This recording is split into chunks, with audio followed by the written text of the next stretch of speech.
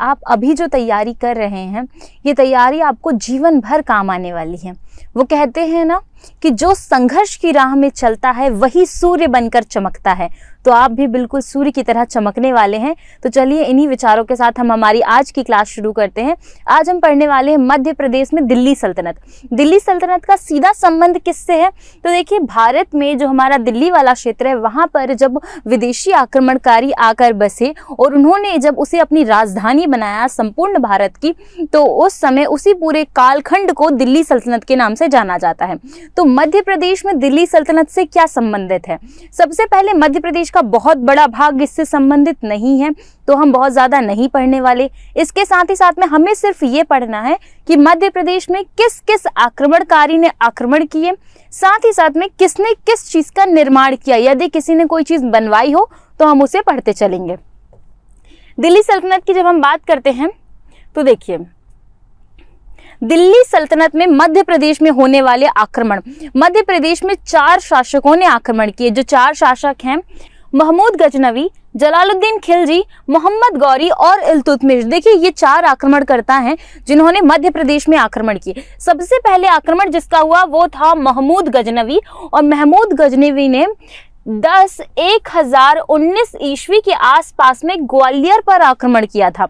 वहीं बात करते हैं जब जलालुद्दीन खिलजी, तो इसने मांडू को लूटा था। मोहम्मद गौरी की जब हम बात करते हैं तो मोहम्मद गौरी जो है, इन्होंने आक्रमण किया था ग्वालियर वाले क्षेत्र पर। इल्तुतमिश ने ग्वालियर के किले को लूटा था और उज्जैन के महाकालेश्वर मंदिर को लूटा था। सबसे पहले हम बात करने वाले हैं महमूद गजनवी की। तो महमूद गजनवी ने ग्वालियर के किले को लूटा और ग्वालियर पूरा क्षेत्र महमूद गजनवी ने लूट लिया था। ये ग्वालियर का किला आपको दिखाई दे रहा है, इसे ही भारत का जिब्राल्टर भी कहा जाता है। इसके बाद अगले शासक की बात करते हैं तो ये है जलालुद्दीन खिलजी। जलालुद्दीन खिलजी जो है, इन्होंने मध्य प्रदेश में मांडू वाले क्षेत्र को जीता था और मांडू वाले क्षेत्र को पूरा लूटा, जो कि धार जिले के अंतर्गत आता है।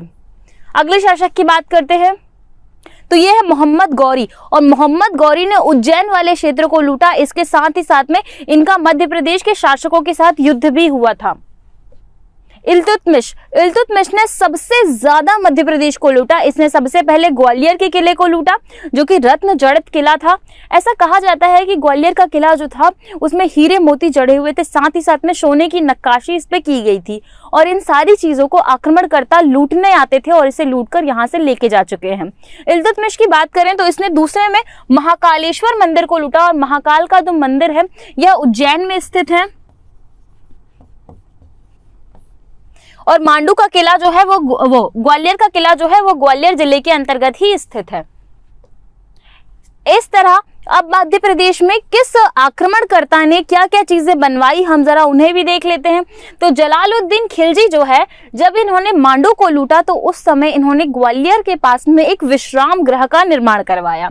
मतलब एक ठहरने के लिए एक स्थान बनाया कि अगर वो लूटने आ रहे हैं तो वो कहाँ पे रुकेंगे, तो 1-2 दिन रुकने के लिए एक विश्राम गृह का निर्माण कराया जलालुद्दीन खिलजी ने।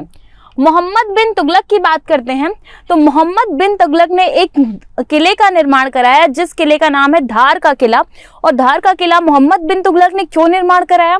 देखिए, जो मोहम्मद बिन तुगलक है ना, ये जा रहा था देवगिरी, और देवगिरी जाने के कारण देवगिरी जाते समय बीच में पड़ता है धार, तो धार में रुकने के लिए इसने इस किले का निर्माण कराया, जिसे धार का किला कहा जाता है। और धार का किला धार जिले के अंतर्गत आता है। इसके अंदर 2 प्रमुख चीजें हैं, एक है कालिका मंदिर और दूसरा है खरबूजा महल।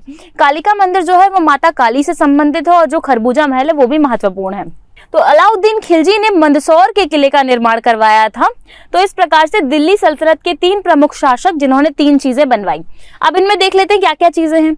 ये धार का किला है, और इसी धार के किले के अंदर ये खरबूजा महल स्थित है, और साथ ही साथ में हमारा कालिका मंदिर स्थित है। फिर बात कर लेते हैं मंदसौर का किला। ये है मंदसौर का किला, और मंदसौर के किले के अंदर ये भगवान शिव का मंदिर स्थित है, और इस मंदिर के पट अभी खोल दिए गए हैं। अगली साइड में चलते हैं। मध्य प्रदेश में तोमर वंश। देखिए, जैसे ही तोमर वंश की बात आती है ना, तो आपके दिमाग में कहीं ना कहीं मानसिंह तोमर का नाम जरूर आ रहा होगा। तो तोमर वंश की स्थापना वीर सिंह देव के द्वारा की गई थी।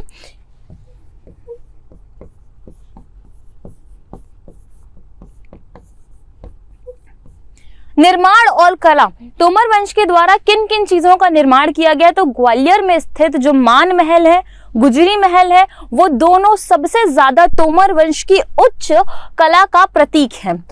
इसके अलावा बात करते हैं अन्य चीजों की। देखिए अब शासक देख लेते हैं यहाँ पे कौन कौन से शासक रहे हैं, उन्होंने क्या क्या बनवाया। तो सबसे पहले ये जो आपको दिखाई दे रहा है, ये है गुजरी महल। गुजरी महल की जब हम कहानी सुनते हैं तो ये बहुत ज्यादा इंटरेस्टिंग कहानी है। देखिए ये होता क्या है, एक राजा मानसिंह होते हैं, राजा मानसिंह तोमर वंश से संबंधित होते हैं। इनकी ऑलरेडी काफी सारी बीवियां होती हैं। इसके बाद इन्हें एक लड़की से प्रेम होता है जिसका रियल नाम होता है निन्नी, जिसका संबंध होता है राई गांव से। राजा मानसिंह ना अक्सर ये करते थे कि वो साधारण प्रजा का वेश धरकर अपनी प्रजा में घुलना मिलना चाहते थे, उनकी समस्याओं को जानने के लिए। और राजा मानसिंह जब एक गांव से गुजर रहे होते हैं तो वो जाते हैं एक राई गांव में, और राई गांव में उनकी मुलाकात होती है एक बहुत ही निडर और साहसी लड़की से, और वो साहसी लड़की होती है निन्नी। वो देखती है कि निन्नी ना अपने एक हाथ से वन भैंसे को उल्टा फेंक देती है, पलट कर। वो हमला कर रहा होता है तो उसे उल्टा पलट कर फेंक देती हैं। तो जब इतनी साहसी लड़की को देखते हैं तो उनका मन तुरंत उनके ऊपर मोहित हो जाता है और वो चाहते थे कि निन्नी से वो विवाह करें। तो निन्नी का ही वास्तविक नाम मृगनयनी है। राजा मानसिंह ने जब निन्नी के सामने विवाह का प्रस्ताव रखा तो निन्नी ने 3 शर्तें रखी। इन 3 शर्तों में जो सबसे प्रमुख शर्त थी वो ये थी कि निन्नी सदैव राई गांव का ही पानी पिएंगी। तो राई गांव का पानी पीने के लिए निन्नी के लिए राई गांव से एक पाइपलाइन बिछाएगी जो कि पूरी की पूरी गुजरी महल तक आती थी और यहाँ पर पानी का सप्लाई करती थी। इसके साथ ही साथ में निन्नी चाहती थी कि वो हमेशा राजा मानसिंह के साथ युद्ध में जाएं, वो घर पर ना बैठी रहे और उनके लिए एक अलग महल बनवाया जाए। तो ग्वालियर का किला जो है यहाँ पर सारी रानियां रहा करती थी और राजा मानसिंह का जो मान मंदिर पैलेस है वो भी यहाँ पर ही स्थित है। परंतु रानी निन्नी अर्थात रानी मृगनयनी के लिए राजा मानसिंह ने एक अलग से महल बनवाया जो कि जस्ट ग्वालियर के किले के नीचे स्थित है, जो कि इतने बड़े क्षेत्र में फैला हुआ है और इसे ही कहा जाता है गुजरी महल। एक चीज और आपको याद रखना है कि निन्नी जो थी वो गुर्जर समाज से भी संबंध रखती थी। इसके अलावा राजा मानसिंह ने जब ये गुजरी रानी का महल बनवाया था तो इस महल में पाइपलाइन बिछाई गई थी राई गांव से, और राजा मानसिंह और रानी मृगनयनी के प्रेम प्रसंग का वर्णन एक किताब में किया गया है, एक उपन्यास में किया गया है जिसका नाम है मृगनयनी, और ये उपन्यास लिखा था वृंदावन लाल वर्मा जी के द्वारा। अब मृगनयनी का मतलब होता है बड़ी बड़ी सुंदर सुंदर आंखों वाली, जिसकी आंखें बिल्कुल मृग की तरह हों। तोमर वंश के प्रमुख शासक, तोमर वंश के प्रमुख शासकों की बात करते हैं तो इसकी स्थापना वीर सिंह देव के द्वारा की गई। इसके अलावा कल्याणमल, देखिए कल्याणमल जो है ना ये बहुत ही प्रसिद्ध शासक रहे हैं, मानसिंह तोमर जी के पिताजी रहे हैं। इसके अलावा इन्हें भूप मुनि के नाम से भी जाना जाता था। और भूप मुनि के अलावा कल्याणमल ने एक ग्रंथ लिखा जो बहुत ज्यादा महत्वपूर्ण हो जाता है जिसका नाम है सुमेलचित। इनके बेटे होते हैं राजा मानसिंह। राजा मानसिंह के बारे में हमने सारी बातें कर ली हैं। राजा मानसिंह के बाद जो इस वंश का अंतिम शासक आता है वो होता है विक्रमादित्य। तो इस वंश के अंतिम शासक रहे हैं राजा विक्रमादित्य। ये वो वाले विक्रमादित्य नहीं है जो कि चंद्रगुप्त द्वितीय थे।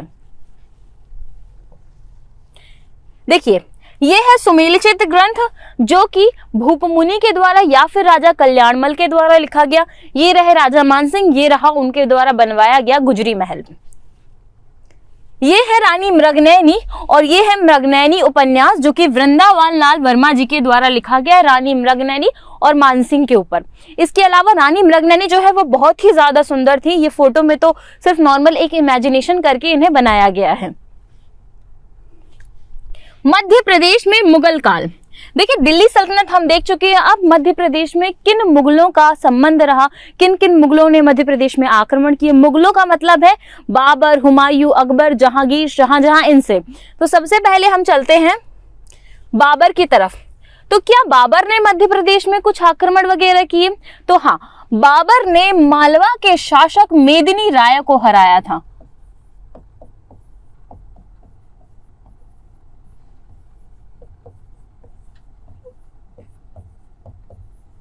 अगर आपसे कभी क्वेश्चन पूछे कि मालवा के किस शासक को बाबर ने हराया था, तो वो था मेदिनी राय। इसके अलावा पानीपत के प्रथम युद्ध के बाद बाबर जो है वह मध्य प्रदेश का उज्जैन, अवंती और कालपी वाला क्षेत्र जीत चुका था।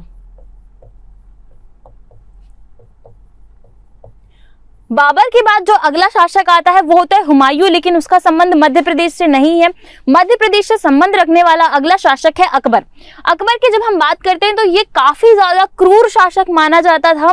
इसने मध्य प्रदेश में बहुत सारी जगहों पे आक्रमण किए, जिसमें से 2 आक्रमण इसके सबसे ज्यादा महत्वपूर्ण जाने जाते हैं। जिसमें पहला आक्रमण जो इसने किया था वो था रानी दुर्गावती पर। रानी दुर्गावती के संबंध में हमने चीजें अभी नहीं पढ़ी हैं, हम पढ़ेंगे। रानी दुर्गावती गोंड वंश की शासिका थी। तो अकबर ने अपने एक सेनापति जिसका नाम था आशफ खां को पहुंचाकर मंडला और जबलपुर वाले क्षेत्र में रानी दुर्गावती पर हमला करवाया, और जिसमें 3 बार अकबर की हार हुई और चौथी बार में अकबर रानी दुर्गावती को हराने में विजित हुआ। और रानी दुर्गावती ने जैसे ही देखा कि उनकी मौत तय है और उनकी हार निश्चित है, तो उन्होंने खुद आत्महत्या कर ली अपनी ही कटार से। तो इस प्रकार हम वीर रानी दुर्गावती की भी बात करने वाले हैं। वही अकबर जो है ये एक और ऐसा व्यक्ति था जिसके मन में सदैव स्त्री के लिए सम्मान नहीं था, बल्कि केवल एक रोष की भावना रहा करती थी, एक लालच की भावना रहा करती थी। तो अकबर ने जैसे ही सुना कि एक और शासक है जो कि मालवा के क्षेत्र में रहते हैं, जिनका नाम है बाज बहादुर, तो बाज बहादुर की पत्नी है जिनका नाम है रूपमती। तो रानी रूपमती जैसा नाम वैसी ही गुणवान रानी थी, काफी ज्यादा सुंदर थी, इसके साथ ही साथ में बहुत ही ज्यादा संगीत कला की धनी थी। तो अकबर चाहते थे कि बाज बहादुर रानी रूपमती को इनके यहाँ पहुंचा दे। तो अकबर ने यहाँ पर भी आक्रमण किया। किसके नेतृत्व में किया यह आक्रमण? तो यह आक्रमण हुआ था आदम खां के नेतृत्व में। अगले शासक की बात करते हैं जो कि मुगल वंश से आया, तो वो था हमारा जहांगीर। देखिए, जहांगीर का संबंध मध्य प्रदेश में मिलता है ओरछा साम्राज्य से। ओरछा में एक वंश था जिसे कहा जाता है बुंदेला वंश। बुंदेला वंश के एक शासक जिनका नाम था वीर सिंह देव बुंदेला। वीर सिंह देव बुंदेला जहांगीर के कृपा पात्र थे। इसके साथ ही साथ में ये जहांगीर के मित्र भी रहा करते थे। तो जहांगीर ने इनसे कहा कि आप अबुल फजल की हत्या कर दीजिए। तो वीर सिंह बुंदेला जी ने यहाँ पर जहांगीर के कहने पर अबुल फजल की हत्या की, जो कि ओरछा के सराय बराय क्षेत्र में की थी। इसके साथ ही साथ में वीर सिंह बुंदेला ने जहांगीर के लिए एक जहांगीर महल का निर्माण कराया, जो कि ओरछा में कराया गया था। ऐसा कहा जाता है, इनका ये कहना था कि वीर सिंह देव जी जो थे वो चाहते थे कि जहांगीर कभी ना कभी मध्य प्रदेश घूमने के लिए आए। बात करते हैं शाहजहां की। तो शाहजहां के नाम पर हमारे यहाँ का आज भी शाजापुर स्थित है, और शाजापुर जो है इसकी एक तहसील जिसका नाम है शुजालपुर, वो शाहजहां के बेटे शुजाल के नाम पर ही स्थित है। नेक्स्ट बात करेंगे मध्य प्रदेश में बुंदेला वंश की। बुंदेला वंश ये वही वंश है जिसका सीधा संबंध वीर सिंह देव के साथ में है। स्थापना इस वंश की थी रुद्र प्रताप सिंह बुंदेला जी के द्वारा। प्रमुख शासक पहले तो रुद्र प्रताप सिंह पहले शासक हुए, उसके बाद हम देखते हैं वीर सिंह देव और महाराजा छत्रसाल जो हैं इस वंश के सबसे ज्यादा प्रतापी शासक रहे हैं। महाराजा छत्रसाल को ही बुंदेल केसरी के नाम से भी जाना जाता था, बुंदेलखंड के शिवाजी के नाम से भी जाना जाता था। तो महाराजा छत्रसाल जो है उनका संबंध भी सीधे सीधे जो है वो बुंदेला वंश से रहा है। इस वंश ने अपनी राजधानी ओरछा को बनाया था। इस वंश ने अपनी राजधानी ओरछा को बनाया। इसके बाद हम देखते हैं कि एक शासक आए जिनका नाम था विक्रमादित्य सिंह। इन्होंने अपनी राजधानी ओरछा से परिवर्तित करके टीकमगढ़ करी। तो ओरछा से राजधानी अब इनकी बदलकर हो गई है टीकमगढ़।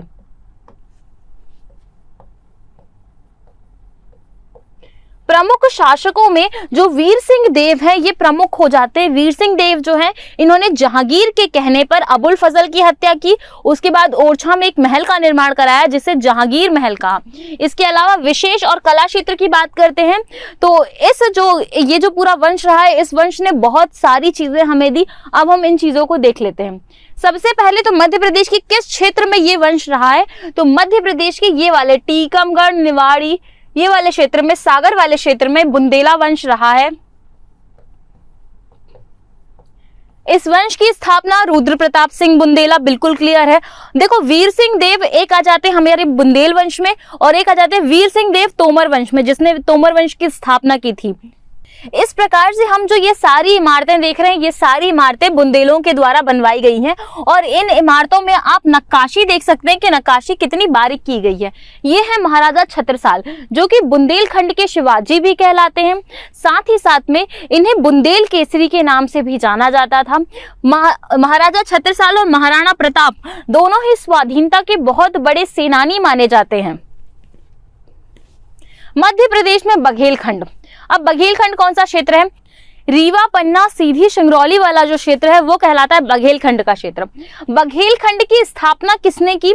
तो दो भाई रहे, एक का नाम था भीमल देव और दूसरे का नाम था बीसल देव। तो भीमल देव और बीसल देव के द्वारा बघेलखंड की स्थापना की गई। राजधानी क्या थी? देखिए इसकी दो राजधानी थी। पहली राजधानी जो थी वो थी बांधवगढ़ उमरिया और दूसरी राजधानी जो थी वो थी रीवा।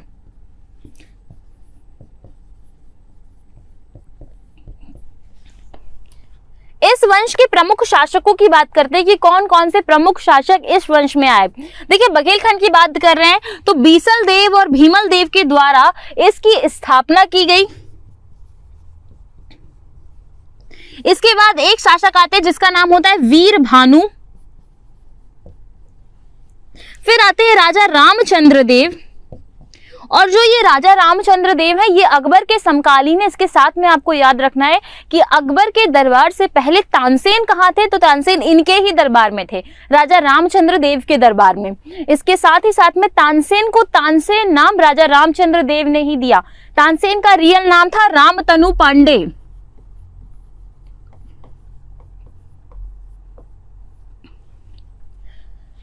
अनूप सिंह, फिर आते हैं रघुराज सिंह।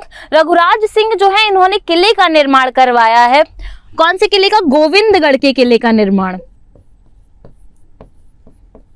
फिर आते हैं राजा मार्तंड सिंह। राजा मार्तंड सिंह जो रहे हैं वो बघेलखंड के अंतिम शासक रहे और इन्होंने ही पहला सफेद बाघ देखा था, जिसे पकड़कर 19 सालों तक इन्होंने कैद करके रखा, जो कि गोविंदगढ़ के किले में इन्होंने कैद करके रखा और जिसका नाम था मोहन।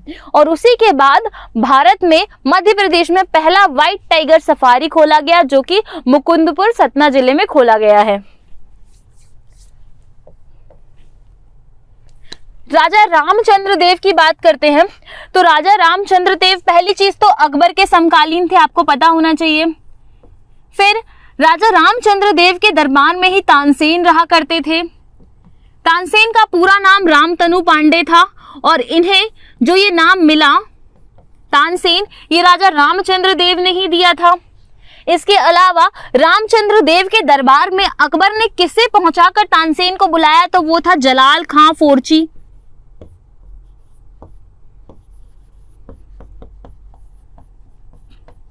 तानसेन की थोड़ी सी बात कर लेते हैं तो तानसेन के जो गुरु रहे हैं उनका नाम था मोहम्मद गौस और इसके साथ ही साथ में एक और गुरु रहे हैं जिनका नाम था स्वामी हरिदास।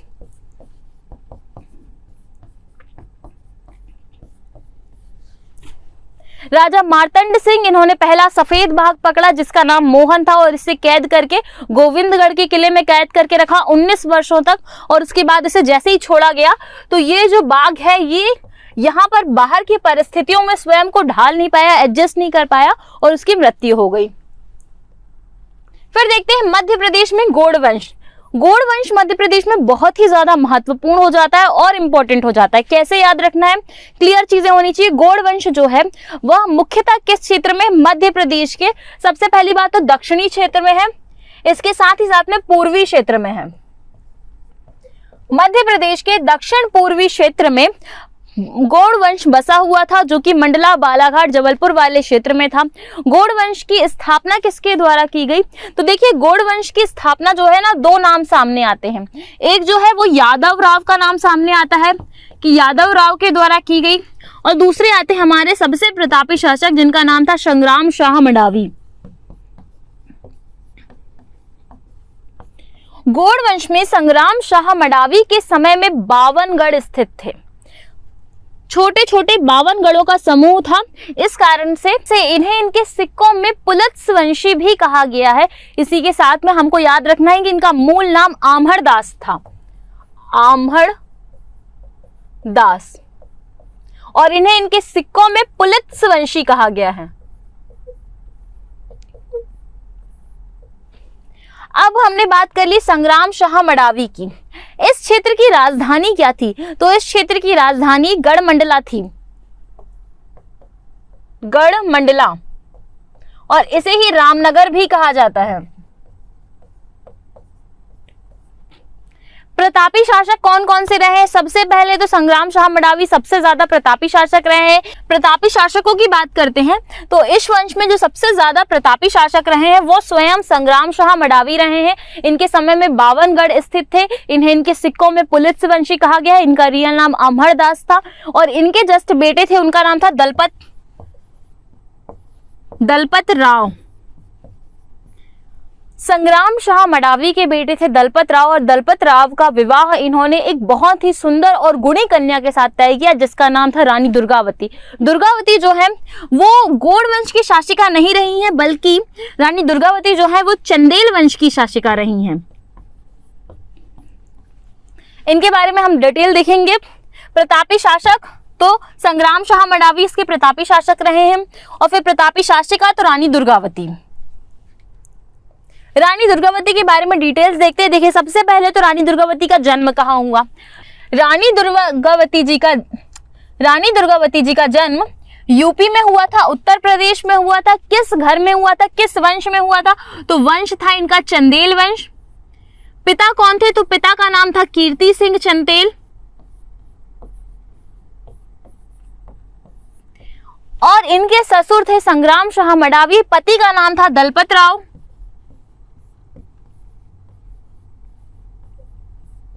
इन्हें अपने पति से एक संतान की प्राप्ति हुई थी जिसका नाम था वीर नारायण।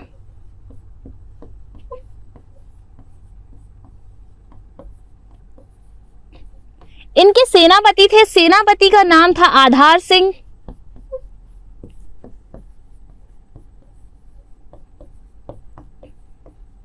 इनका एक प्रिय हाथी था जिसका नाम था श्रवण। इसे श्रवण के साथ ही साथ में सरवन भी बुलाया जाता था। इनकी दासी थी, दासी का नाम था चेरी। देखिए, खाने वाली चेरी नहीं बल्कि चेरी। रानी दुर्गावती ने 3 तालों का निर्माण कराया जिसमें से चेरी ताल, आधार ताल और श्रवण ताल और रानी ताल स्थित है। संग्राम ताल भी जबलपुर में बनवाया है रानी दुर्गावती के द्वारा ही। इसके अलावा हम बात करते हैं रानी दुर्गावती की।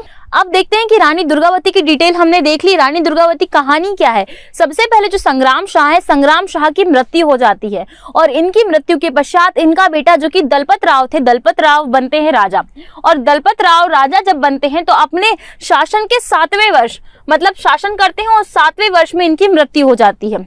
और इनकी मृत्यु के पश्चात में इस समय अकबर का शासनकाल चल रहा था भारत वाले क्षेत्र में, दिल्ली सल्तनत में। तो अकबर के शासनकाल के समय में रानी दुर्गावती अपने पुत्र वीर नारायण की अंग रक्षिका बन के नेतृत्व संभालती हैं और अपनी पूरी प्रजा को देखने लगती है, राज शासन अपने हाथ में लेती हैं। और तभी से रानी दुर्गावती शासन करना प्रारंभ करती है। रानी दुर्गावती के सौंदर्य और कुशल प्रशासन का वर्णन आईने अकबरी और तबकात ए अकबरी में भी मिलता है। ये दोनों किताबें हैं। इसके साथ ही साथ में रानी दुर्गावती के जो सेनापति थे जो कि विश्वसनीय थे, उनका नाम था आधार सिंह। तो आधार सिंह का नाम हमने लिखा हुआ है। क्या होता है, रानी दुर्गावती के बारे में बाज बहादुर को पता चलता है। सबसे पहले तो बाज बहादुर रानी दुर्गावती के क्षेत्र को जीतना चाहता था, तो वो रानी दुर्गावती के ऊपर आक्रमण करता है, परंतु 3-4 बार विफल आक्रमण के पश्चात भी वो रानी दुर्गावती को नहीं जीत पाता, तो वो हार मान जाता है। और उसके बाद वो आगे रानी रूपमती से उसका विवाह होता है, तो वो उन सारी चीजों में मग्न हो जाता है और वो उन सारी चीजों में इन्वॉल्व होकर यहाँ पर सारी चीजें छोड़ देता है। फिर अगली बात आती है, रानी दुर्गावती के बारे में पता चलता है अकबर को। तो अकबर ये सोचता है कि एक छोटी सी शासिका, एक छोटे से क्षेत्र की एक शासिका कैसे अपना एक अलग से राज्य चला सकती है। और दूसरी बात, अकबर ने रानी दुर्गावती से उनका सेनापति आधार सिंह, उनका सफेद हाथी श्रवण मांगा, तो रानी दुर्गावती ने साफ इनकार कर दिया। और इसके अलावा रानी दुर्गावती को पाने की चाहत भी अकबर के अंदर जन्म ले रही थी। तो ये सब देखते हुए अकबर ने रानी दुर्गावती पर हमला किया और अकबर ने किसके नेतृत्व में, तो आसफ खां के नेतृत्व में रानी दुर्गावती पर 3 बार हमले किए, जिसमें से 2 बार अकबर को मुंह की खानी पड़ी, अकबर हार गया। और तीसरी बार जब रानी दुर्गावती को लगा कि अब हार निश्चित है तो उन्होंने स्वयं की कटार से आत्महत्या कर ली। तो इस प्रकार हम देखते हैं कि रानी दुर्गावती कभी भी किसी भी मुगल के हाथ नहीं लगी। तो रानी दुर्गावती ने अपनी मृत्यु को खुद ही आमंत्रण दे दिया और इसके बाद उन्होंने हत्या कर ली, अपनी स्वयं की आत्महत्या कर ली। मालवा के राजवंश। अब मालवा में कौन कौन से वंश रहे हैं आपको ये देखना है। मालवा कौन सा क्षेत्र है, इंदौर उज्जैन वाला क्षेत्र है। यहाँ पर लगभग 18 जिले आते हैं वर्तमान में। तो मालवा में कौन कौन से राजवंश रहे हैं। सबसे पहले इस वंश का नामकरण किसके द्वारा किया गया, तो इस क्षेत्र का पूरा नामकरण औलिकर वंश के द्वारा किया गया, जो कि मालव जनजाति की अधिकता पर किया गया। इस कारण मालव जनजाति के कारण इसका नाम मालवा रखा गया। शक्तिशाली वंश की बात करते हैं, इस वंश का, इस पूरे क्षेत्र का सबसे शक्तिशाली वंश जो रहा है वो रहा है परमार वंश। और परमार वंश के राजा भोज के बारे में हमने पहले ही बात कर ली। राजा भोज जो कि विद्वान और गुणी शासक थे, इन्होंने भोपाल में भोजपुर का शिव मंदिर बनाया, भोजताल बनवाई, फिर धार में भोजशाला बनवाई जो कि संस्कृत अध्ययन का केंद्र थी, फिर एक सरस्वती मंदिर बनवाया जो कि वाग्देवी मंदिर के नाम से भी जाना जाता है, जिसकी प्रतिमा लंदन लेके चले गए हैं मेजर क्रिकेट, जो कि मध्य प्रदेश में स्थित नहीं है। अब मुस्लिम सत्ता की बात करते हैं तो मालवा के क्षेत्र में मुस्लिम सत्ता की स्थापना दिलावर खां के द्वारा की गई थी। और जो दिलावर खां है ना, इनका ही बेटा रहा होशंग शाह गोरी, और होशंग शाह गोरी का मकबरा आज मध्य प्रदेश का ताजमहल कहलाता है। तो होशंग शाह गोरी जो है